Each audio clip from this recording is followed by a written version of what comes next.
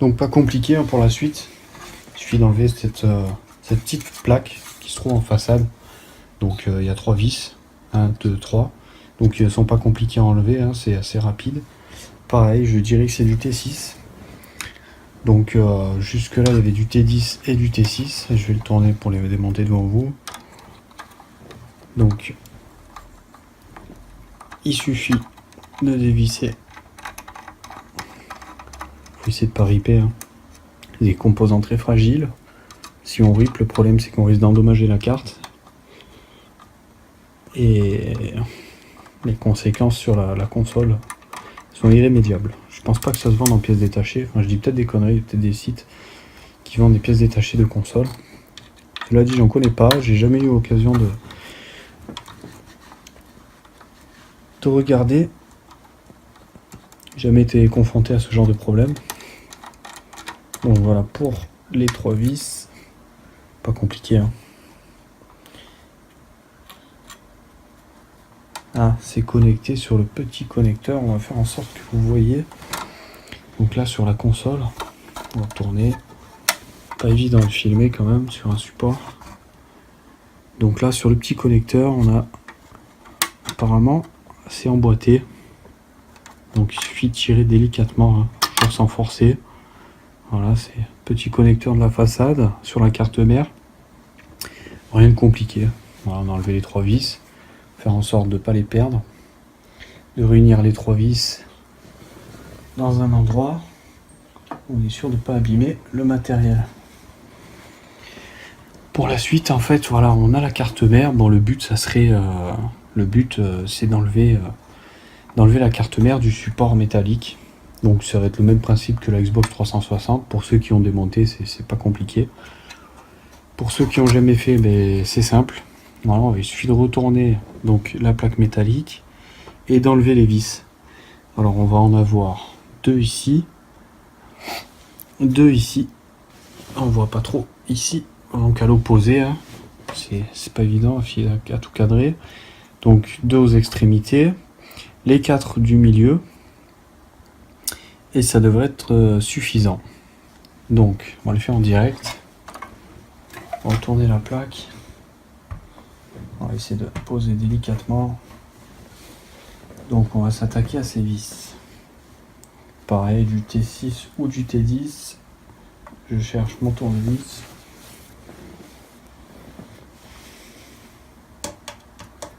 C'est du T10, donc pas compliqué. En principe. Hein. Les vis et les vis à l'extrémité de la carte. Ça couine un peu, mais de lui le petit homme.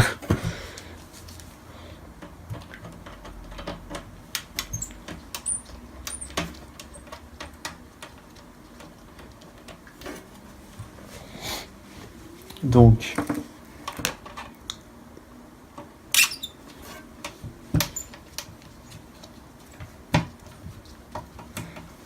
voilà, c'est pas compliqué, il suffit d'y aller tranquille, il faut prendre son temps. Mettre ça dans la petite boîte, les petites vis grises.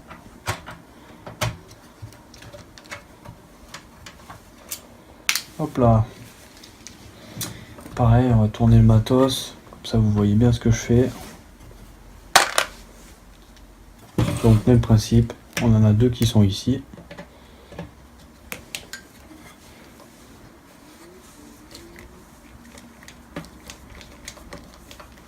J'ai perdu mon autre tournevis là. Il ne doit pas être bien loin. C'est les mêmes, hein, donc on peut pas se tromper. Là, je vais vérifier quand même. A priori, ça a l'air d'être les mêmes. Donc voilà, c'est les mêmes, il n'y a aucun problème.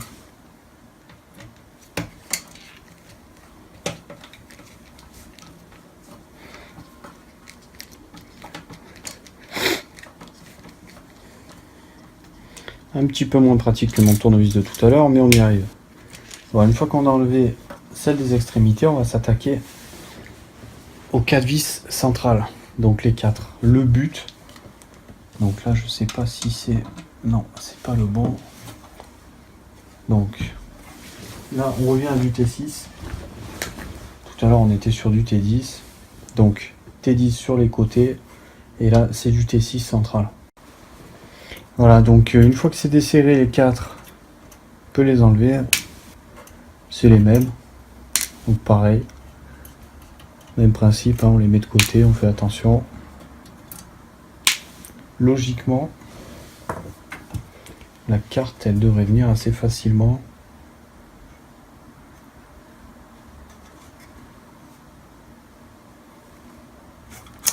Non, on a encore une vis à enlever ici. Pour le petit support, ça va permettre d'enlever la carte. Donc pareil, c'est du T6.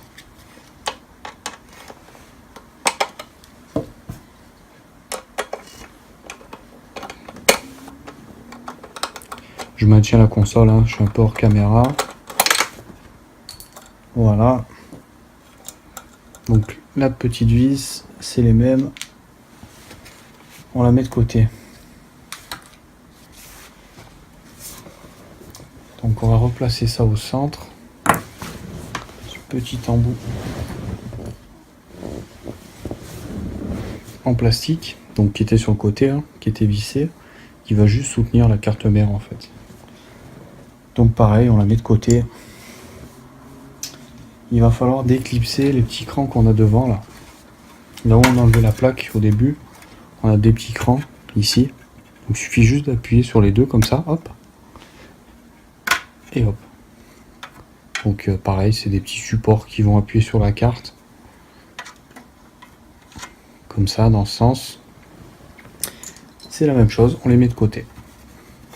Donc à partir de là, je pense qu'on va pouvoir enlever la carte mère du capot métallique. Tirant légèrement, hein. Faut pas trop forcer dessus. Je regarde en même temps.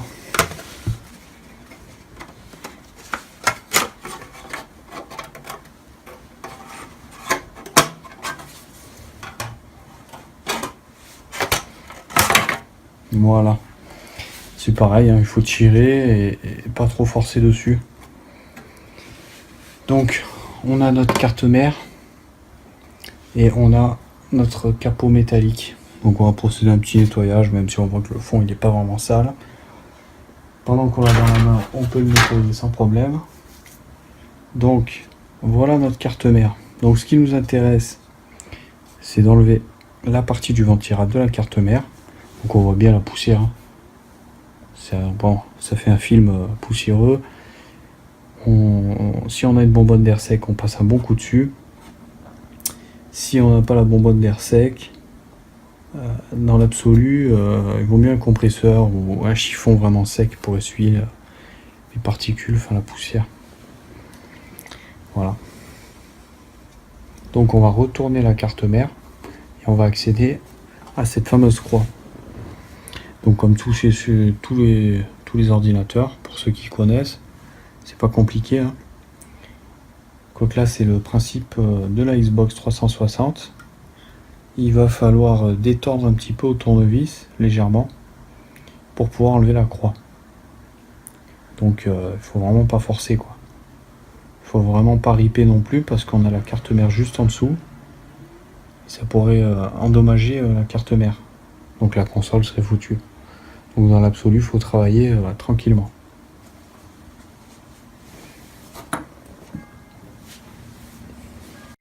Donc voilà, pour la croix, il suffit de forcer un petit peu si vous voulez à l'extérieur avec un tournevis plat le plus fin possible. C'est vraiment de passer après la croix si vous voulez et de forcer un petit peu comme ça sur le côté. Il vaut mieux prendre son temps. Normalement après ça vient assez facilement. Donc on a la croix métallique. Donc le but c'est de pas trop abîmer la partie supérieure en métal. Parce que c'est vraiment pas facile à enlever. Il faut y aller tranquillement, quoi. Il faut surtout pas riper pour abîmer les composants de la carte mère.